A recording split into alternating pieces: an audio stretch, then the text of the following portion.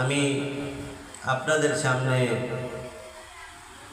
ইমাম হুসাইন আলাইহিস সালামের একটি হাদিসকে ছোট্ট একটি বাক্যকে তার মধ্য থেকে পড়েছি। তার মধ্যে ইমাম হুসাইন আলাইহিস সালাম বলছে, ইয়া আহলে কুফা, আয় কুফাবাসী, ইন্নী আরসালতু ইলাইকুম। কিছু কিছু রিওয়ায়াতের মধ্যে আছে বইস্তু লাকুম ইয়া বাইস লাকুম, বিভিন্ন রিওয়ায়াতের মধ্যে আছে ইন্নী কাদ আরসালতু ইলাইকুম আখি, আমি তোমাদের মাঝে এমন এক ব্যক্তিকে পাঠাচ্ছি। কেমন ব্যক্তি? আখি, অর্থাৎ আমার ভাই। সে আমার ভাই। আমি আপনি যদি কাউকে বলি যে অমুক ভাই কোথায় যাচ্ছ, অমুক ভাই কোথায় যাচ্ছ, কেমন আছো, সে কি রক্তের ভাই হয়? হয় না। কিন্তু যদি ইমাম হুসাইন আলাইহিস সালাম কাউকে নিজের ভাই বলে তাহলে কত গুরুত্বপূর্ণ। বলছে যে দেখো, আমি তোমাদের মাঝে আমার ভাইকে পাঠাচ্ছি। কেমন ভাই?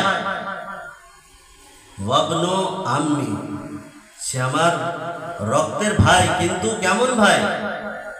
আমার চাচাতো ভাই। সম্পর্কও বলে দিচ্ছে, ওয়াবনু আম্মি, আমার চাচার ছেলে, আমার চাচাতো ভাইকে পাঠাচ্ছে।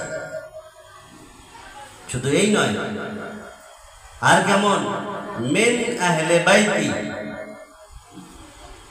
আমার পরিবারের, আমার আহলে বাইতের মধ্যে আমার ভাই। ভাইয়ের মধ্যেও এমন ভাই থাকে, হয়তো রক্তের সম্পর্ক থাকে, কিন্তু সে ভাইয়ের সঙ্গে ভাইয়ের মিল নেই।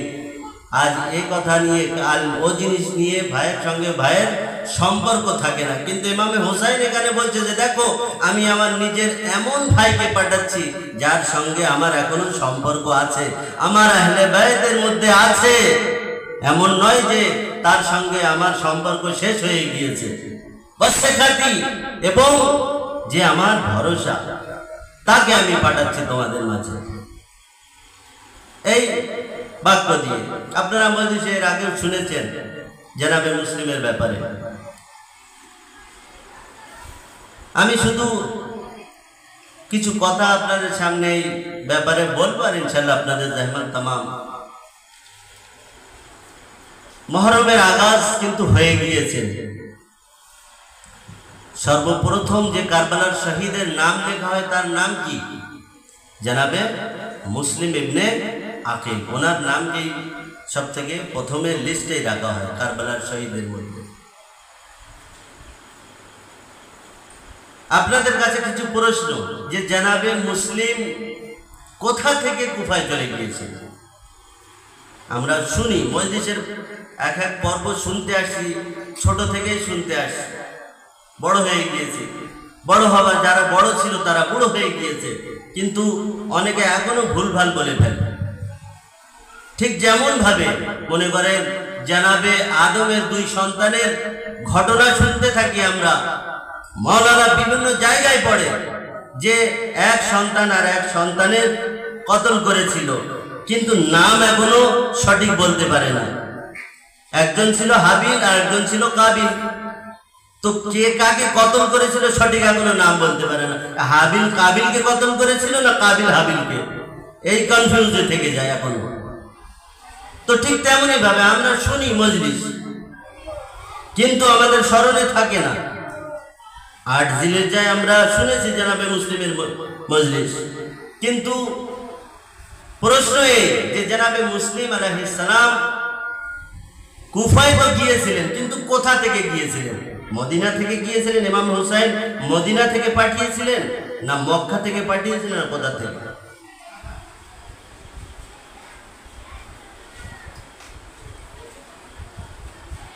জনাবে মুসলিমকে ইমামে হুসাইন আলাইহিস সালাম মদিনা থেকে পাঠান। যখন এই কারওয়ানকে 28 রজব 60 হিজরিতে ইমামে হুসাইন আলাইহিস সালাম নিজের পরিবারদেরকে নিয়ে বার হলেন, তখন কিন্তু জনাবে মুসলিম কোথায় ছিলেন? ইমামে হুসাইন আলাইহিস সালামের সাথে ছিলেন। তখন কিন্তু তাকে কুফাতে পাঠানো হয়নি। অর্থাৎ এর থেকে বোঝা যাচ্ছে জনাবে মুসলিমকে মদিনা থেকে কিন্তু কুফায় পাঠানো হয়নি। ইমামে হুসাইন আলাইহিস সালাম কি করলেন? এই কাফেলাকে নিয়ে কোথায় গেলেন? বিভিন্ন জায়গার নাম আছে, কিন্তু যে বড় জায়গা তার মধ্যে একটা কোন জায়গা? মক্কা। মক্কায় প্রবেশ করলেন। কত তারিখে গেলেন? ইমাম হুসাইন আলাইহিস সালাম মক্কায় কত তারিখে, কোন মাসে মক্কায় প্রবেশ করলেন? কারোর কি জানা আছে? হয়তো শুনেছেন, কিন্তু তাও রিপিট করছি। ইমাম হুসাইন আলাইহিস সালাম মক্কায় মদিনা 28 রজব থেকে যখন সফর করলেন, মক্কাতে 3 শাবান। ইমাম হুসাইন আলাইহিস সালামের জন্মদিন কত তারিখে? 3 শাবানে। তো এটা মনে রাখবেন যে ইমাম হুসাইন আলাইহিস সালাম মক্কাতে 3 শাবানে প্রবেশ করেছিলেন, অর্থাৎ মক্কায় পৌঁছিয়েছিলেন কত শাবানে? 3 শাবানে। কত মাস হয়ে গিয়েছে? রজব মাসের শেষের দিকে, 28 রজব, শাবান মাসের 3 তারিখে পৌঁছে গিয়েছেন। ওখানে কতদিন ছিলেন?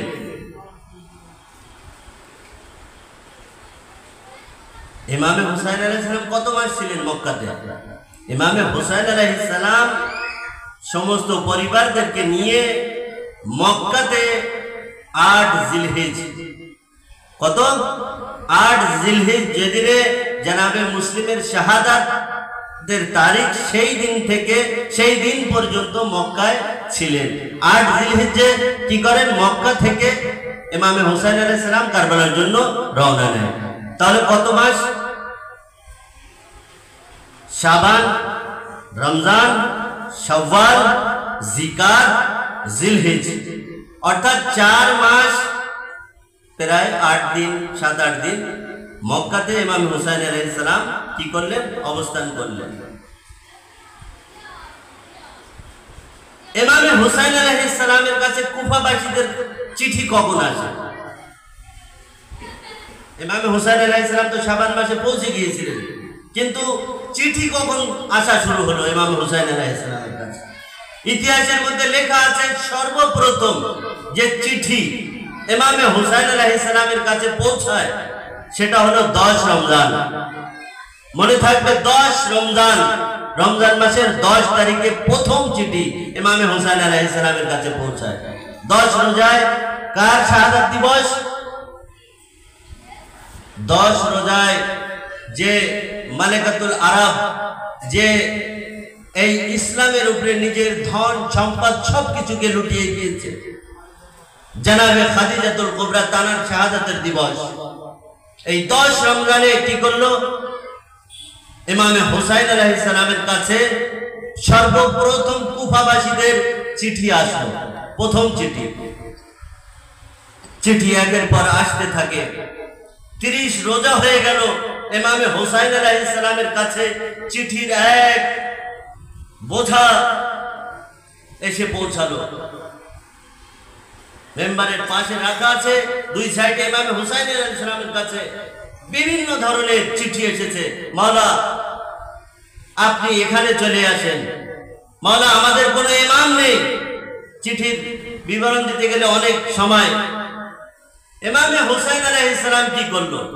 যখন এই চিঠি পুরো রোজার মাস আসতে থাকলো, জমা হতে থাকলো, ইমাম হুসাইন আলাইহিস সালাম, রিওয়ায়াতের মধ্যে, ইতিহাসের মধ্যে আছে যে ইমাম হুসাইন আলাইহিস সালাম ঈদের দিন কিংবা ঈদের একদিন পর সমস্ত যে কবিলাদেরকে, নিজের আত্মীয় স্বজনদেরকে নিয়ে গিয়েছিল, তাদেরকে ডাকলো। ডাকার পরে তাদেরকে বললো যে দেখো, এই চিঠি রাখা আছে। কুফাবাসীরা কি করেছে? আমাকে ডেকেছে, বলো তোমাদের পরামর্শ কি? আমি কি এখান থেকে কুফায় চলে যাব?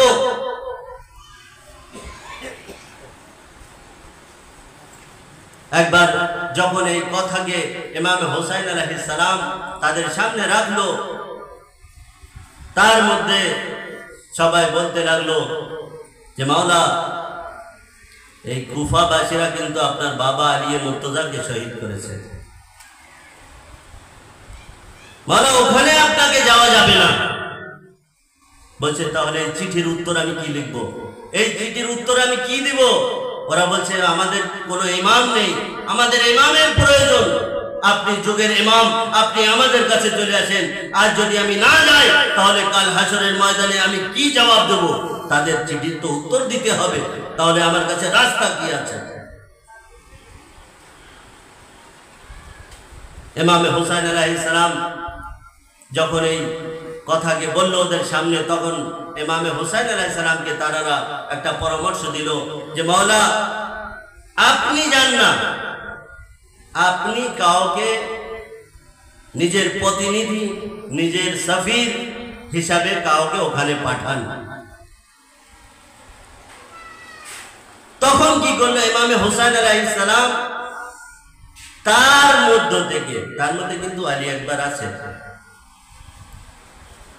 আব্বাসের মতো বীর সেখানে সেই জায়গায় কিন্তু আছে, কিন্তু ইমামে হুসাইন আলাইহিস সালাম কাকে চয়েস করছে? মুসলিম ইবনে আকিল। আব্বাসকে কিন্তু চয়েস করেনি, আলী আকবরকেও কিন্তু চয়েস করেনি যে আমার সফির, আমার প্রতিনিধি হিসেবে আমি কুফাতে পাঠাবো।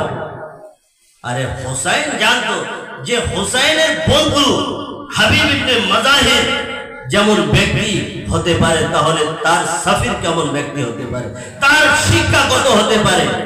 মুসলিমের ব্যাপারে ইতিহাসের মধ্যে, রওয়ায়াতের মধ্যে আপনি জান যে দেখেন যে মুসলিম কেমন ব্যক্তিত্ব ছিল, তার শিক্ষা কত ছিল, তার ইলম সুজাত কেমন ছিল। মুসলিম কোন সাধারণ ব্যক্তি কিন্তু ছিল না, জনাবে আব্বাসের থেকে কিন্তু কম ছিল না, বরং জনাবে আব্বাসের থেকেও তিনি শিক্ষায় সব দিক থেকে বেশি ছিলেন। যার কারণে ইমামে হুসাইন, যিনি খোদার ওয়ালি, খোদার ওয়াসি হয়ে কাকে চয়েস করলেন? জনাবে মুসলিম ইবনে আকিল। জনাবে মুসলিম ইবনে আকিলকে যখন কি করলেন? নিজের প্রতিনিধি, নিজের সফির হিসেবে তৈরি করলেন, বলল যাও তুমি কোথায়? কুফায়। যখন কুফাতে পাঠাচ্ছে জনাবে মুসলিমকে তো কুফাবাসীরা দেখে মানবে গেলে যে আমি মুসলিম এসেছি? মানবে না। আমাদের মতো সাধারণ জায়গায় যদি কোনো অচেনা ব্যক্তি এসে যদি বলে যে আমি তোমাদের এমপি, তোমাদের এমএলএ, আমরা মানব? কখনোই মানব না। যদিও কিনা মোদি নিজে এখানে পাঠাক না, আমরা মানবই না। তাহলে মুসলিমের মতো ব্যক্তিকে যদি ইমামে হুসাইন আলাইহিস সালাম কুফাবাসীদের সামনে পাঠায়, তাহলে কি তারা মানবে? না, কখনোই মানবে না। তাহলে কি দিয়ে পাঠাচ্ছে ইমামে হুসাইন আলাইহিস সালাম কুফাদের সামনে জনাবে মুসলিমকে? ইমামে হুসাইন আলাইহিস সালাম দুটো চিঠি দিলেন। একটা চিঠি যে পয়গাম ইমামে হুসাইন আলাইহিস সালামের ছিল, সেই চিঠিতে লিখে দিল, যাও যে এই আমার পয়গাম এটাকে শুনিয়ে দেবে। দ্বিতীয় চিঠি, সেটা কি? সেটা হলো ইন্ট্রো, যে নিজের পরিচয় তাতে, যে দেখো এই যে আমি হাদিস পড়েছি ইমামে হুসাইন আলাইহিস সালাম, তাতে এই লিখেছে যে দেখো ইয়া আহলে কুফা, এই কুফাবাসী, ইন্নী আরসালতু ইলাইকুম আখি ওয়া ইবনু আম্মি ওয়া সিকাতি মিন আহলি বাইতি, এই লিখে পাঠিয়ে দিল জনাবে মুসলিমকে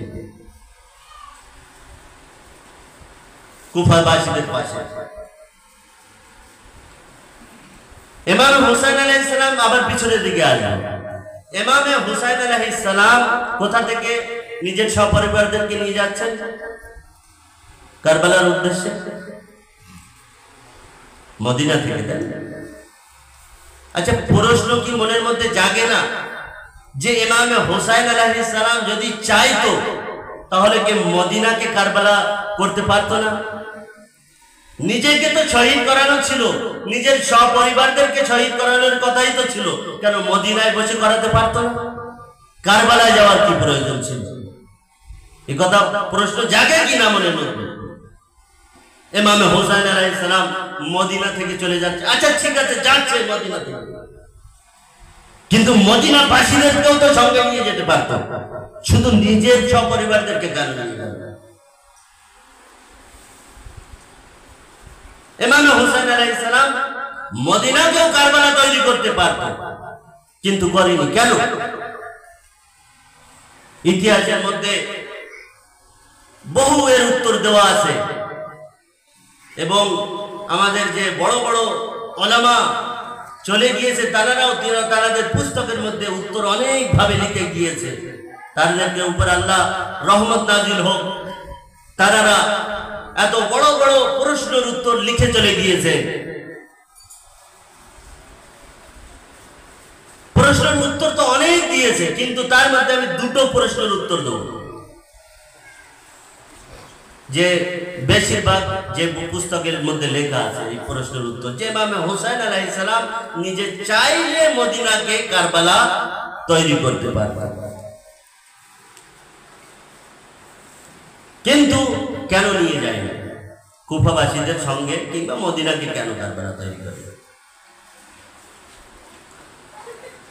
সর্বপ্রথম যে উত্তর পুস্তকের মধ্যে লিখেছে, ইতিহাসের মধ্যে লিখেছে, সেটা হলো এই, যে ইমামে হুসাইন আলাইহিস সালাম যদি চাইতো মদিনাকে কারবালা তৈরি করতে পারত, ওখানে শাহাদাত বরণ করত, কিন্তু ইমামে হুসাইন আলাইহিস সালাম চাচ্ছিল এমন জায়গা, যে জায়গা বেলায়েত থেকে ভরে থাকে।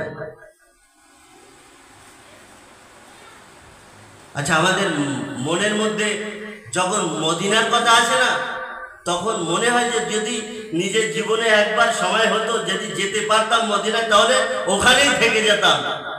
কোন ব্যক্তি মদিনা থেকে আসলে, আরে মদিনার থেকে এসেছো, যে মদিনায় নবী থাকে, যে ইয়াসরাবের কথা আমরা কত শুনছি, যেখানে মা ফাতেমাতুজ জাহরার কবর আছে, ইমামে হাসানের কবর আছে, ইমামে যায়নুল আবিদিন আলাইহিস সালামের কবর আছে, ইমামে মুহাম্মদে বাকিরের কবর আছে, তার পাশে যে একটু জিয়ারত করব, সেই মদিনার কথা পৃথিবীর সমস্ত মুসলমান চায় যে মদিনায় থেকে একবার ঘুরে আসি। মদিনার কত গুণগান, কিন্তু সেই মদিনাকে কিন্তু ইমামে হুসাইন ছেড়ে চলে যাচ্ছে। তাহলে মদিনাকে একবার চিন্তা করুন, যে মদিনা যদি ভালো হতো, তাহলে হুসাইন কিন্তু মদিনাকে ছেড়ে চলে যেত না। মদিনার সাথে সাথে একটা শহরের নাম মনে আসে, যার নাম কুফা। এই কুফার নাম কিন্তু শুনলেই মনের মধ্যে আগে আসে যে কুফা কখনো কারোর সঙ্গে ভালো ব্যবহার করতে পারে না। এই কুফি লা ইউফি, অর্থাৎ এরা নিজের ওয়াদা করে, কিন্তু ওয়াদাকে কখনো পূরণ করে না। তার সাথে সাথে যদি পাশে মদিনাকে রাখা হয়, তাহলে মদিনার মাটি যদি এসে যায়, তাহলে নিজের চোখের সুরমা তৈরি করে আমি লাগাবো। মদিনার এত গুণ, কিন্তু ইমামে হুসাইন আলাইহিস সালাম সেই মদিনাকে ছেড়ে চলে যাচ্ছে। রিজন কি যাওয়ার? ইমামে হুসাইন আলাইহিস সালাম চলে যাওয়ার কারণ কি? ওলামারা বলছে যে দেখো, সর্বপ্রথমে ইমামে হুসাইন আলাইহিস সালাম বলছে যে দেখো, আমি এই মদিনাকে কারবালা তৈরি করতে পারতাম, কিন্তু আমি এই মদিনাকে চাই না, যে মদিনা আলীকে ধোঁকা দিয়েছে।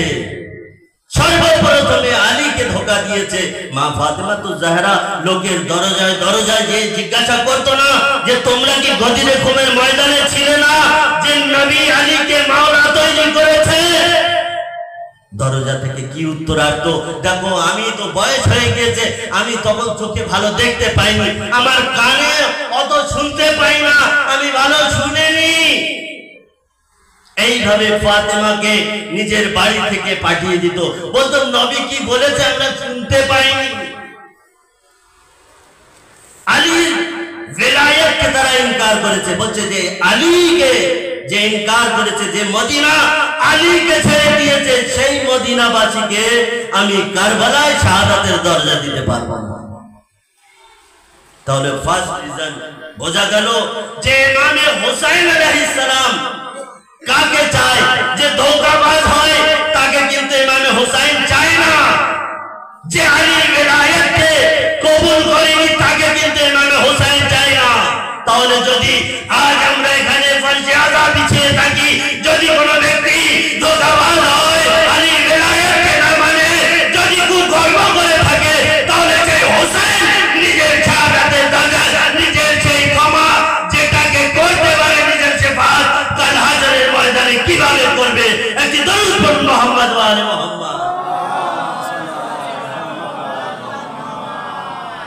হুসাইন মদিনাকে ছেড়ে চলে যাচ্ছে, যে কেননা তারা ধোঁকাবাজ, আলীর বেলায়েতকে কবুল করেনি, যার কারণে কোন মদিনাবাসীদেরকে কারবালায় নিয়ে যায় না। যে হুসাইনের খায়মায় কোনো ধোঁকাবাজের জায়গা নেই, কোন আলীর বেলায়েতকে যে মান্যতা দেয় না, যে মানে না, হুসাইনের খায়মায় তার জায়গা নেই। তাহলে হুসাইন স্বয়ং বেঁচে থাকতে যদি তার খায়মায় এমন ব্যক্তিদেরকে জায়গা না দিয়ে থাকে, তাহলে আমাদের মতো গুনাহগার ব্যক্তিদের মাওলা হুসাইন কি জায়গা দেবে? আমরা কি নিজেরা একবারও ভেবে চিন্তে দেখেছি যে আজ আমরা কোথায় আছি, কেমন জায়গায় আছি? সকাল হলেই আমাদের মিথ্যা থেকে শুরু হয় আমাদের দিন। কোথায় যাচ্ছ যদি বলে দেয় যে অমুক জায়গায় যাচ্ছি, হয়তো আমার পিছু করতে পারে। কাছে কি 10 টাকা আছে বললেই যদি পকেট থেকে বার করে দিতে নেই। মিথ্যা থেকে আমাদের দিন শুরু হয়। তাহলে হুসাইনের খায়মায় কিভাবে আমরা জায়গা পেতে পারি? চিন্তার বিষয়। দ্বিতীয় রিজন,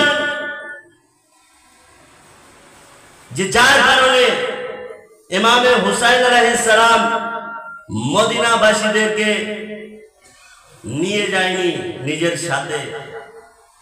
ইমামে আলী আলাইহিস সালামের ইমামতকালীন, নিজের খেলাফতকালীন 3টে যুদ্ধ করেছে। 3টে যুদ্ধ হয়েছে ইমামে আলী আলাইহিস সালামের যে কয়েক বছরের খেলাফত ছিল, তার মধ্যে একটার নাম হলো জঙ্গে জামাল, যে উটের যুদ্ধ সবাই শুনেছেন। এই যুদ্ধ যখন হলো জঙ্গে জামাল, তখন কুফাবাসীদেরকে জিজ্ঞাসা করা হলো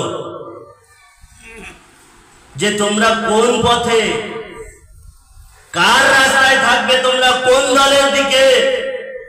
একদিকে আলী, একদিকে রাসূলের স্ত্রী। তখন কুফাবাসীরা কি উত্তর দিল? মদিনাবাসীরা কি উত্তর দিল? বললো যে দেখো, আমরা এখনো পর্যন্ত বুঝতে পারলাম না যে কোন দিকে সঠিক কোন দিকে বেঠিক, তাহলে আমরা কোনো দিকেই নয়, আমরা আমাদের মতো আছি। অর্থাৎ তারা কনফিউজ ছিল যে আমরা কোন দিকে যাব, কোন দিকে হক আর কোন দিকে বাতিল। আলীর মতো হক যে একদিকে বসে আছে, তাকে দেখেও অমান্য করলো।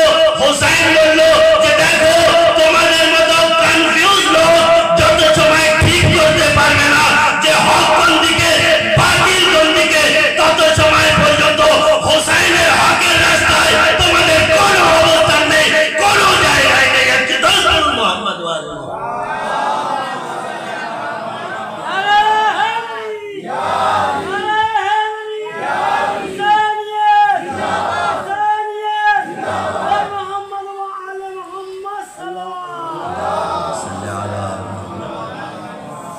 বুঝতে পারছেন, যদি এখনো পর্যন্ত আমরা কনফিউজ থাকি, আমাদের এখনো যদি জানা না থাকে যে হক কোন দিকে আর বাতিল কোন দিকে, তাহলে হুসাইনের খায়মায় কিন্তু তার জায়গা নেই, তার অবস্থান নেই। আমাদেরকে হক চিনতে হবে এবং হক চেনার সাথে সাথে তার রাস্তার উপরে চলতে হবে, তাকে মানতে হবে। ইমামে সময় অনেক বেশি হয়ে যাচ্ছে, ইনশাআল্লাহ আবার এরপরে তো মজলিসের সিলসিলা আছে, শুনবেন। ইমামে হুসাইন আলাইহিস সালাম কাকে পাঠাচ্ছে? নিজের ভাই মুসলিম ইবনে আকিল, ইন্নী কাদ আরসালতু ইলাইকুম আখি ওয়া ইবনু আম্মি মিন আহলি বাইতি ওয়া সিকাতি। ইমামে হুসাইন আলাইহিস সালাম কেমন ব্যক্তি? যদি ইতিহাসের মধ্যে দেখা যায়, আর আপনারা যেটা শুনেছেন, যদি পুরো বিশ্বের ইতিহাসকে আপনি যদি দেখেন, তাহলে একবার চিন্তা করেন যে আল্লাহর কাছে আমরা প্রশ্ন করব, পরওয়ারদিগার, আদম থেকে নিয়ে কিয়ামত পর্যন্ত তুমি যে মাখলুককে সৃষ্টি করছো, তার মধ্যে সবচেয়ে কাছে সব থেকে ভরসা লায়েক কে? হয়তো ইমামে হুসাইন আলাইহিস সালামের নাম আল্লাহ সব থেকে আগে নেবে, বলবে হুসাইন তুমি আমার কাছে সব থেকে মূল্যবান, কারণ আমার দ্বীনকে তুমি বাঁচাবে, নিজের সব পরিবারকে শহীদ করাবে, যার কারণে আমি তোমার উপরে সব থেকে বেশি ভরসা করি। তাহলে একবার চিন্তা করেন, যে হুসাইন আল্লাহর ভরসা, যদি হুসাইন কাউকে বলে যে দেখো আজ আমি এমন ব্যক্তিকে কুফায় পাঠাচ্ছি যে আমার ভরসা, অর্থাৎ হুসাইন আল্লাহর ভরসা, আর হুসাইনের যদি কোনো ভরসাবান ব্যক্তি থাকে সে হলো মুসলিম ইবনে আকিল। একটি দরুদ পড়ুন মুহাম্মদ ওয়া আলে মুহাম্মদ। যার কারণে কোন রওয়ায়াতের মধ্যে ইমাম হুসাইন ওয়াসসাকাতি বলে বলেনি, শুধুমাত্র কেবলমাত্র জনাবে মুসলিমের জন্য বলেছে ওয়াসসাকাতি, এ হলো আমার ভরসা, একে আমি পাঠাচ্ছি কুফাতে। এই হলো মুসলিম ইবনে আকিল। রওয়ায়াতের মধ্যে মুসলিম ইবনে আকিলের বহু গুণগান, এমন এমন রওয়ায়াত আছে যে মুসলিম এমন হতে পারে। মুসলিম কোন সাধারণ ব্যক্তি ছিল না, মুসলিম জনাবে আব্বাসের থেকে কম ছিল না। এই হলো মুসলিম। বাস আজিজানে মুহতারাম, আমরা সবাই একত্রিত হয়েছি। মুহররমের চাঁদ হয়তো হয়নি, কিন্তু তার আগমনের জন্য। আজিজানে মুহতারাম,